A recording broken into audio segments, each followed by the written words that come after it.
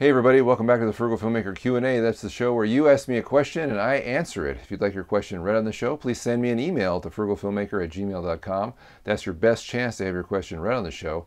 You can also leave a comment below. You can also send me a message on Twitter at Frugal Filmmaker.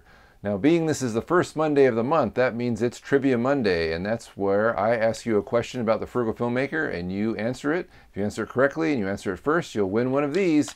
This is the Frugal Filmmaker Short Film Idea Deck. This is a deck of cards with random words, phrases, and pictures that hopefully can help you develop your short film, short story, plot, or whatever. If you'd like to know what that question is, just check at the end of the show for details. Now, my video last week was called The Frugal Filmmaker is Moving, and in that video, which I actually posted yesterday, I talk about moving to Kotzebue, Alaska, and some of the challenges and issues associated with that. I also answer a couple questions viewers may have about me moving there, and interestingly enough, I got so many good comments and interesting questions on that video that I thought I would take from those comments all the questions featured on this show. Our first question is from YouTuber Sam Degree, who says, "Is this temporary or long-term, and how soon are you moving?"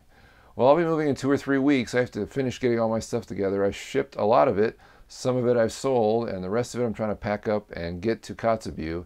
I've got a lot of filmmaking stuff that I'm taking with me, and there's a ton of it, and so that's kind of causing me a headache trying to get it organized and such. But that's when I'll be leaving. As far as how long I'm going to stay there, my wife's contract is up in a couple of years, so that'll give me a couple of years in an ideal situation to devote full-time hours to the Frugal Filmmaker and see where I can take it at the end of that 2-year period. I'm really excited about that.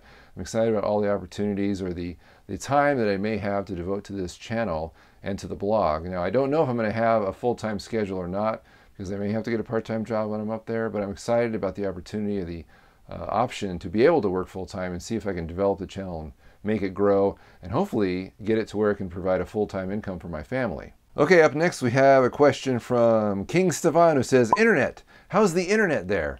Something I completely forgot to mention in that video was how is the internet in Alaska, because some people are under the impression, clearly from the comments, that I'm going back to dial-up world, and that's not true. They do have broadband up there.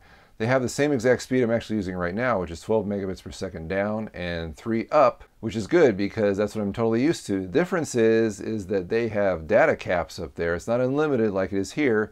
So no binge watching on Netflix. In fact, we may be getting rid of Netflix altogether, which is a little sad, but I may have to ration the internet for me and my family so that I can have the data necessary to do research, to YouTube stuff, to download stuff, to upload videos, that kind of a thing.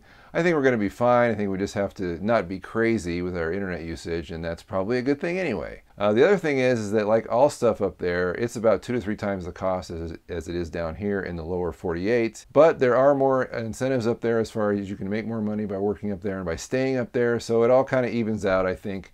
I think, again, like anything else, you just have to adapt and you'll be fine. We'll be fine. Basic Filmmaker says, "How about you document this trip, the move, setup, new studio, etc. It might be fun." Now, this is an interesting comment because even though I had planned on documenting the actual setup process in the new place that I'm going to, as far as setting up my gear, setting up the Frugal Studio 2, if you will, and the new space that I'll have, which will actually be a converted laundry room. So I'll actually have more space than I have right now, and I'll have my own room to do it in. So that's pretty awesome.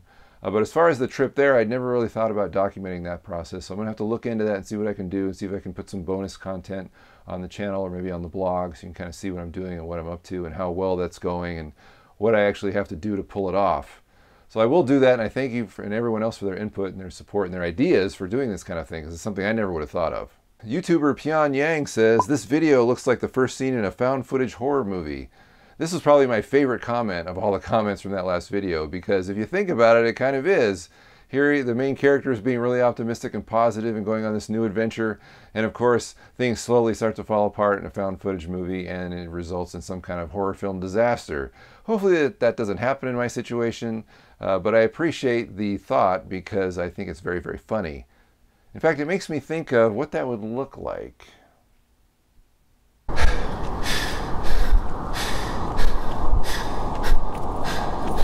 And finally, we have a comment from Blend That Film, who says, "What about A Bullet for Roger?" A Bullet for Roger was a short film I talked about in a video a couple of weeks ago when I did that hair and makeup test in the video called The Importance of Hair and Makeup. And I talked about what we were doing in that test, and you saw probably a couple actresses that you've seen before in some of my previous films. And the film I was going to shoot as a result of that hair and makeup test was called A Bullet for Roger. Unfortunately, our location fell through, and I only had 2 specific days when I could shoot that short film, and the location wasn't ready, and some other things weren't coming together. One of our actors had to bow out, and so we were trying to find a replacement, and that was actually the easy one to fix because we had plenty of replacements. But without a location, you can't shoot a movie. And I didn't want to slap something together or try and make it work, force it to work at the last second, because it's not a film that I had to make. It's one that I wanted to make, and I wanted to do it right. And if I wasn't going to be able to do it right, I didn't want to do it. So I ended up canceling it, unfortunately. I appreciate everyone's time that went into all the pre-production for that project, including everybody that was in that video. But unfortunately, it didn't work out timing-wise, because certain people only had certain time they could devote to that, including me. And so that's what happened, unfortunately.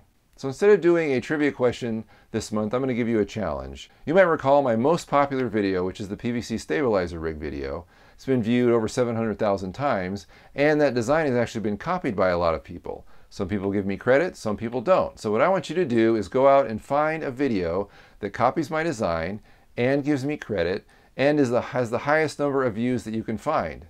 Send me that link. Whoever fulfills all those requirements will be the winner. In a tiebreaker situation where more than one person sends me the same link to the same video, the winner will be the one who sends it to me first. So remember, most amount of views, uses my design, and gives me credit. Good luck. Okay, that's all the time we have this week. Remember, if you'd like your question read on the show, please send me an email to frugalfilmmaker@gmail.com. That's your best chance you have on getting your question read on the show. Or you can leave a comment below, or you can send me a message on Twitter @frugalfilmmaker. Now, hopefully I'll have another video this week on Thursday or Friday on time, and there'll be another Q&A on Monday. Thanks for watching, and good luck on the trivia challenge.